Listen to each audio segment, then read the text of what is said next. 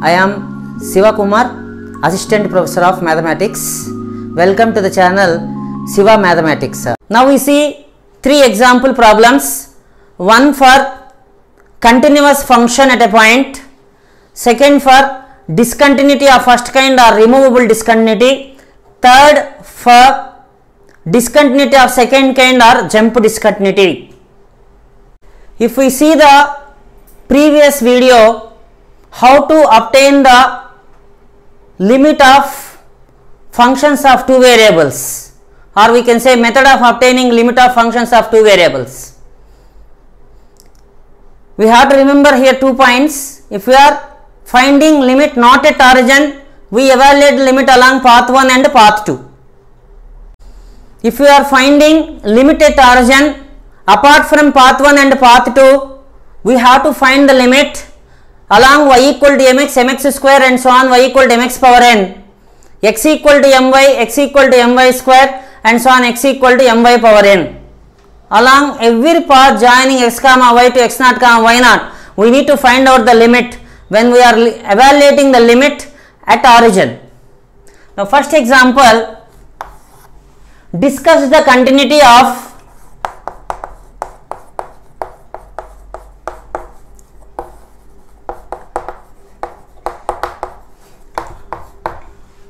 the function f of x comma y equals to x cube minus y cube by x square plus y square, as x comma y is different from origin and f of 0 comma 0 is 0, or we can write like this: 0 if x comma y equal to 0 comma 0. Now to find out limit for this function at origin, we have to evaluate limit along all paths. Path 1, path 2 are not sufficient because we are evaluating limit at origin. Generally we are going to obtain indeterminate forms at origin. So according to the method of obtaining limit of functions of two variables, we have to evaluate limit along every path as x comma y approaches 0 comma 0. So for this problem, we write limit x comma y tends to 0 comma 0. F of x comma y means always x comma y tends to 0 0, means x comma y is different from 0 0, we have to consider. Tends to, we almost reached some place, means we are not in that place, we are about to reach the place.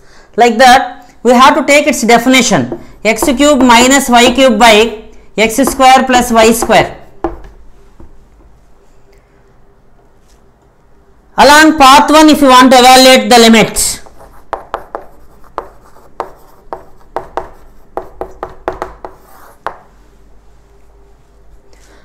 we write first y tends to 0, x tends to 0, x cube minus y cube by x square plus y square. So if we are taking this limit first, we write x tends to 0 as it is, y tends to 0 means these two terms will vanish, we may get x cube by x square, which is nothing but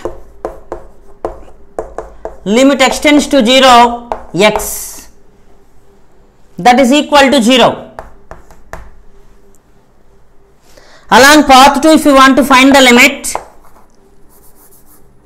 along path 2, if you want to find the limit, first we have to write limit x tends to 0, y tends to 0, same function x cube minus y cube by x square plus y square, that is equals to,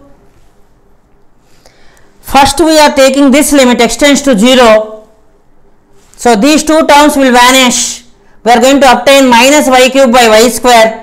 So we write limit y tends to 0, because we are applying first limit x tends to 0 here, these two terms will vanish, we obtain minus y cube by y square. that is limit y tends to 0 minus y, that is 0. Along path 1 and path 2 we got the same limit. Remember, we are finding limit at origin. So apart from path 1 and path 2, we have to find out the limit along all the paths. Along the path y equal to mx, limit y tends to mx, x tends to 0, x cube minus y cube by x square plus y square. Y tends to mx, we take the first limit, so we write limit x tends to 0 as it is. Y tends to mx means x cube minus, in place of y we are considering mx whole cube because this is algebraic term, directly we can substitute x square plus mx whole square. Limit x tends to 0, in numerator you can take x cube common, 1 minus m cube by x square you can take in the denominator common, 1 plus m square. Square cube will get cancelled, we will be getting limit x tends to 0, x into 1 minus m cube by 1 plus m square. As x tends to 0, this is going to be 0. Next, along y equals to mx square, limit y tends to mx square, x tends to 0, x cube minus y cube by x square plus y square. Limit x tends to 0, y tends to mx square, we are substituting here, x cube minus mx square whole cube by x square plus mx square whole square, that is equals to limit x tends to 0. Here we have x power 6, here we have x power 4. Anyhow we can take x cube common in the numerator, so remaining term 1 minus m cube x power 6, already x cube we have taken common, so m cube into x cube we get, and here m square into x power 4, already x square we are taking common here, 1 plus m square into, in x power 4 x square already we have taken common, we are going to obtain x square. Again this x square will get cancelled. Limit x tends to 0, x into 1 minus m cube x cube by 1 plus m square x square. As x tends to 0, this will become 0, this will become 0. Here we get 1 minus 0 by 1 plus 0, but already one x is here we are having, therefore this entire term will become 0. Likewise, if we substitute y equal to mx square along y equal to mx cube along y equal to mx power n, only we are able to take x cube common in the numerator, whereas x square common in the denominator, which means that we are going to get one x in the numerator. Next, if we are taking the limit x tends to 0, that limit is vanishing. Along every path, not only y equal to mx, y equal to mx square, x equal to my, x equal to my square and so on, x equal to my power n also, we can prove like this, the limit will become 0. Here in this problem, we got limit x comma y tends to 0 comma 0, x cube minus y cube by x square plus y square limit value, we got 0 along every path. which means that limit exists.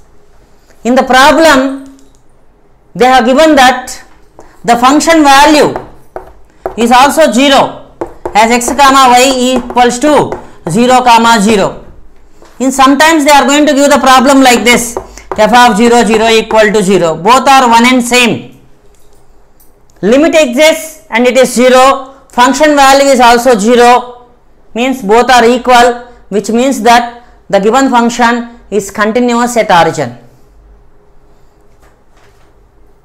For example, for the same problem, if they have given the function like this, f of x comma y equal to x cube minus y cube by x square plus y square, as x comma y is different from 0 0 and its value is 3, as x comma y is 0 0. I am just redefining the function by changing the function value, not 0, it is 3 now. In this case, limit exists but function value is different, therefore function is said to be discontinuous at 0 0. This type of discontinuity is known as discontinuity of first kind or removable discontinuity. We can remove the discontinuity nature of the function of two variables by changing its function value from 3 to 0. Just now we proved it is a continuous function at origin. Function value if you change from 3, if you just taking this value is 0, then limit exists and we got 0, function value is also 0, means we can make the function is continuous by changing its function value, which means that we can remove the discontinuity nature of the function by changing its function value. That's why it is called a removable discontinuity, or we can say discontinuity of first kind.